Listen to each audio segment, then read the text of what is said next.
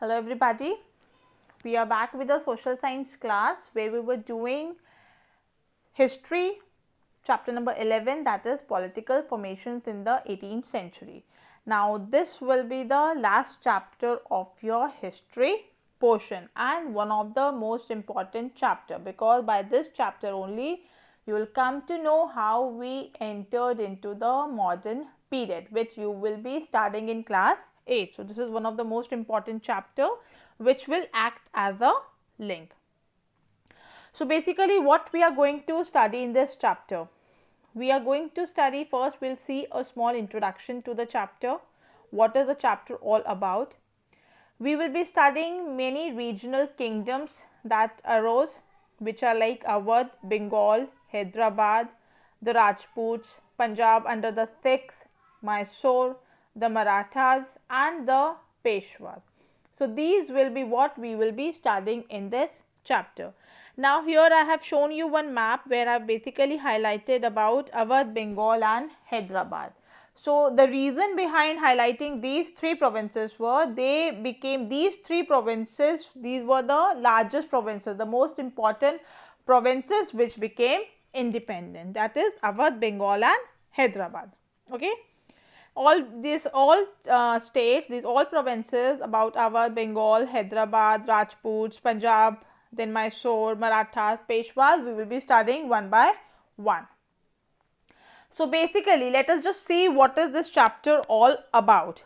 What is this chapter related with? What are you going to study in this chapter? See, I told you that this is the last chapter in history of class 7.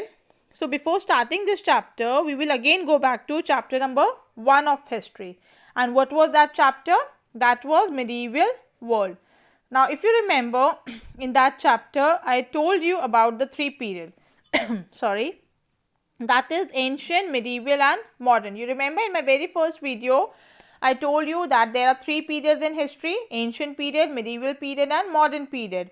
Then ancient you have already started in class 6, medieval in my first video that you will be studying in class 7, which you have done now. You have studied about the medieval period now, and then modern you will be studying in class 8. Then when we were discussing about the start of the medieval period, I told you 8th century it witnessed some changes by which we entered from ancient to medieval period, right? And then medieval period it stretched from 8th to 18th century. I hope you all remember all these points. Don't forget, because you can see how they all are related with each other. Now, as 8th century, it witnessed some changes.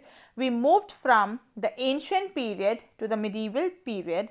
Similarly, 18th century, it also witnessed some more changes by which we entered into the modern period. Clear? 18th century, it also witnessed some changes by which we entered into the modern period. So, basically in this chapter, we are going to study about the later Mughals, foreign invaders, rise of independent states. So, this is what you are going to study in this chapter.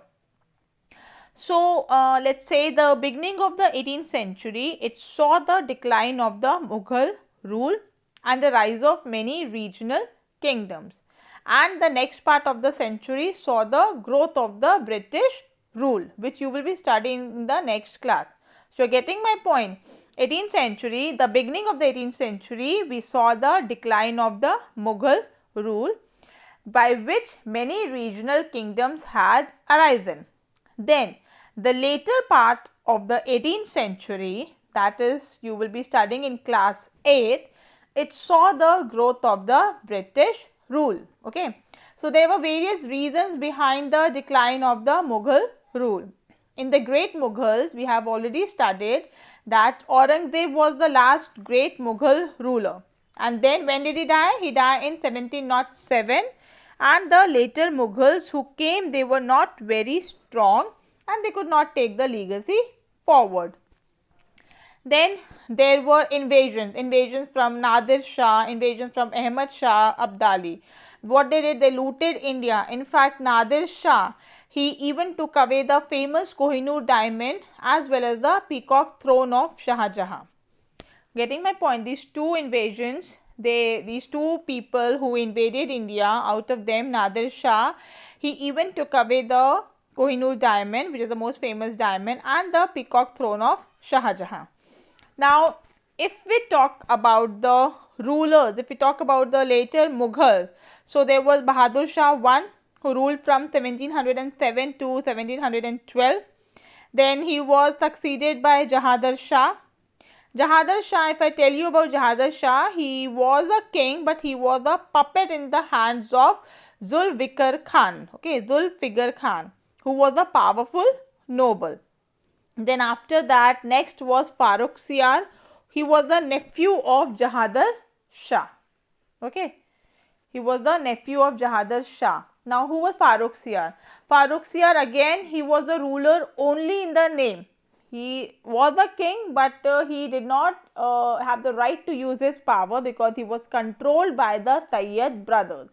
Now, again the question comes, who were Sayyid brothers? So, there were two brothers who were Abdullah Khan Baraha and Hussain Ali Khan Baraha. These brothers, they became highly powerful after the death of Aurangzeb. They were so powerful that they came to be called as king makers. Why they were called king makers? Because they chose who was to be made king.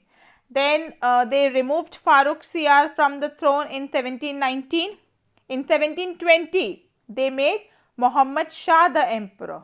But Muhammad Shah, what he did, he removed the brothers of their power because he did not listen to them. He became more powerful. He removed the brothers of their power. But one thing that he could not do, he did not even try to strengthen the empire, and that resulted in different established independent kingdoms. So, you are getting the link here, what all happened in that century, how did this independent kings arose. See, I have explained you all the link from the starting, whatever we studied, how did the Mughals, they decline, how did their power decline, how the later Mughals, they were not so powerful, and that at last it resulted in the different established independent kingdoms. Clear? So, this was just an introduction of this chapter. Now, in my next video, we will be basically studying about those independent kingdoms. In my video number 2, we will be studying about Awadh, Bengal and Hyderabad. Okay. So, go through this video once again. Just try to understand, because what I did now, I had actually narrated this introduction part in a form of story to give you a link from where did it all started and how did it resulted in the establishment of different kingdoms. Clear? Okay, then we will be meeting again with my video number 2. Till then, I would again ask you to watch this video again to try to understand what did I speak, to give you the link between the Mughals, their decline and the rise of independent kingdoms, which will give you a clear picture. Okay then, bye bye everybody.